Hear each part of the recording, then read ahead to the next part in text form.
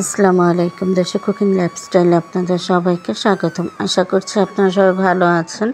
আমি আলহামদুলিল্লাহ ভালো আছি। দেশ ও দেশের বাইরে যেখান থেকে আমার আজকের ভিডিওটি দেখছেন, আপনাদের সবাইকে জানাই আন্তরিক প্রীতি ও শুভেচ্ছা।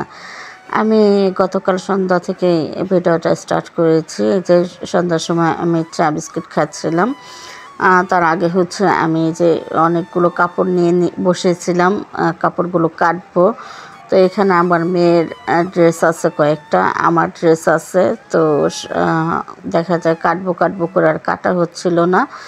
তো কাপড় কাটতে বসতে আর আমার মেয়ে আমাকে চা এনে দিল, চা খেয়ে নাও। তো আমি চাটা খেয়ে তারপর যে কাপড়গুলো কেটেও নিয়েছে অফ ক্যামেরায়। সব কিছু তো আর ক্যামেরা বন্দি করা সম্ভব হয় না। তো আর ক্যামেরা বন্দি করতে গেলে দেখা যায় কাজে অনেক দেরি হয়ে যায়। তো আমি কাপড় কাটতেছিলাম আর আমার মেয়ে এই যে ওনার অর্নামেন্টস বানাচ্ছিল।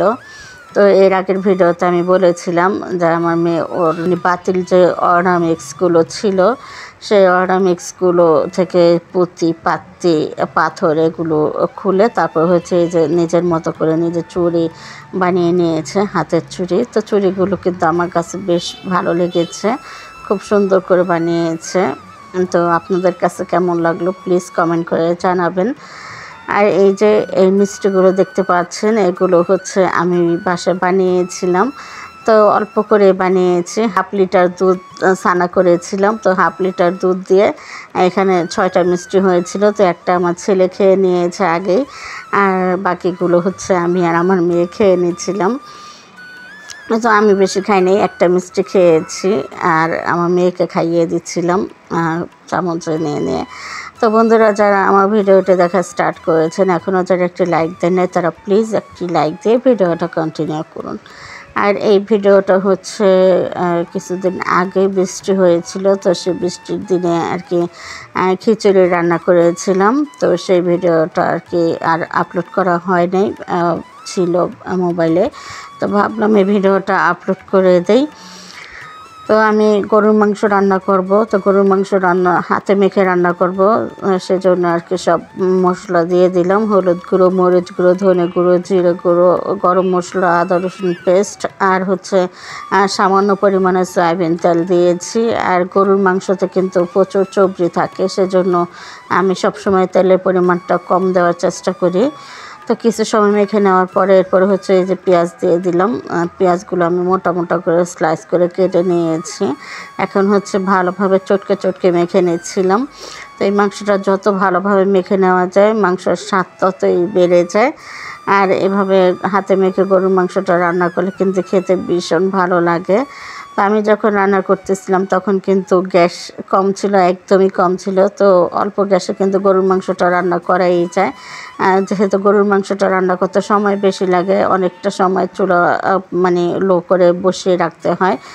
তো সেজন্য অল্প গ্যাসে গরুর মাংসটা বসিয়ে দিয়েছি। তো আমার গরুর মাংস কষানো হতে গ্যাস চলেও এসছে। এখন আমি পাশের চুলায় মুরগির মাংসটা রান্না করে নেব।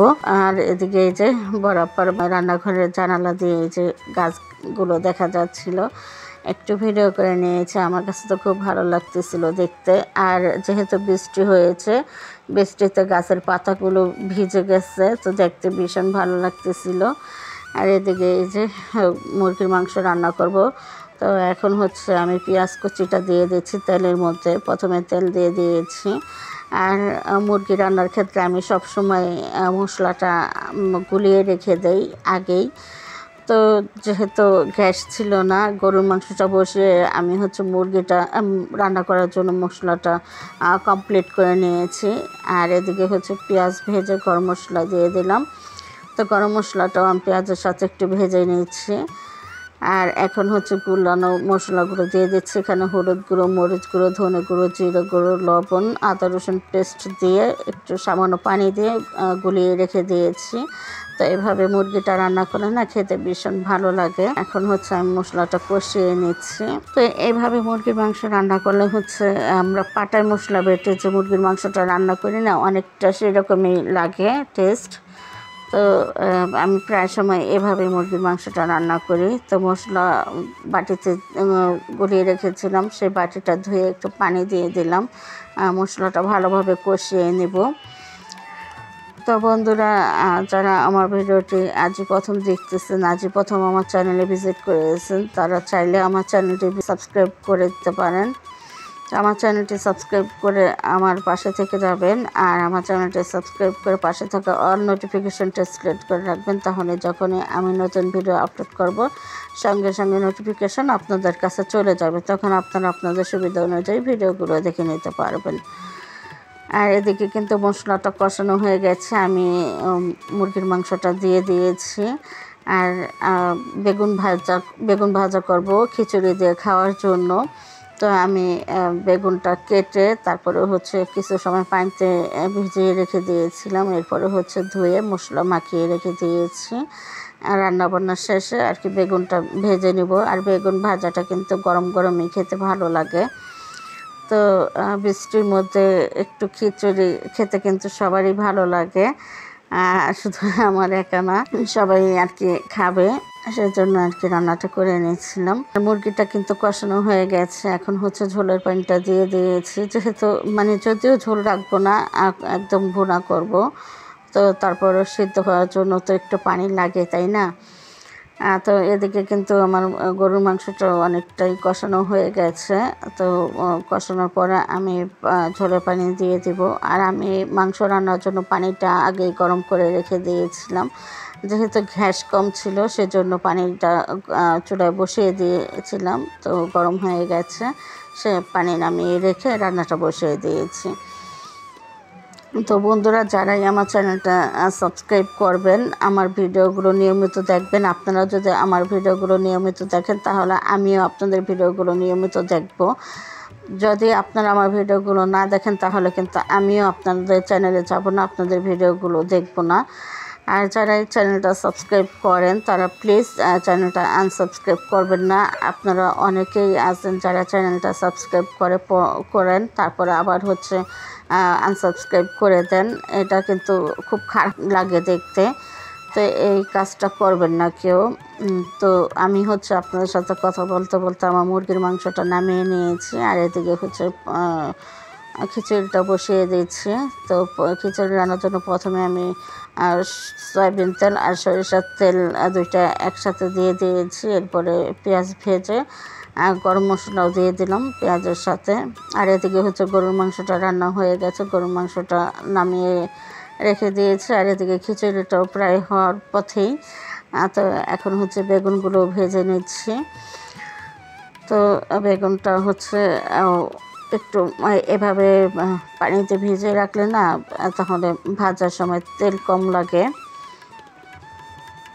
তো বেগুনগুলো আমি সব একে একে ভেজে নিয়েছি। আর এদিকে আমার খিচুড়ি রান্নাটাও হয়ে গেছে, একদম ঝরঝরে করে খিচুড়িটা রান্না করে নিয়েছি। আর এখানে আজকে হচ্ছে আমি পোলাওর চাল নিয়েছি, সাথে নিয়েছি 1 নাম্বার নাজিরশাইল চাল, আর দিয়েছি মুগ ডাল আর মুসুরের ডাল। তো এইভাবে খিচুড়িটা রান্না করে না, আমাদের ফ্যামিলির সবাই খুব পছন্দ করে। তো সবাই খুব পছন্দ করে খায়।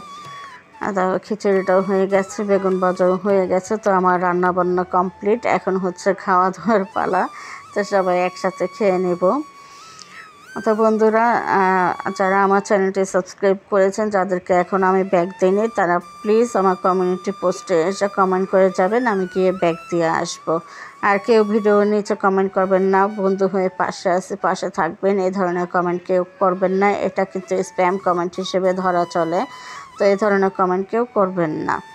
তো এদিকে এক ঝলক আমাদের খাবারের টেবিলটা দেখিয়ে দিয়েছি। গরুর মাংস, খিচুড়ি, আর মুরগির মাংস, বেগুন ভাজা আর সালাদ। তো এখন হচ্ছে খেয়ে নিচ্ছি। তো আমি এর আগের একটা ভিডিওতে এই মাটির বাসনে খিচুড়ি খেয়েছিলাম। তো আমার অনেক আপুরাই ভিডিওটা খুব এনজয় করেছে। তো সেজন্য আজও আমি মাটির বাসনেই খিচুড়িটা খাচ্ছি। আর মাটির বাসনে খিচুড়িটা খেতে না ভালোই লাগে।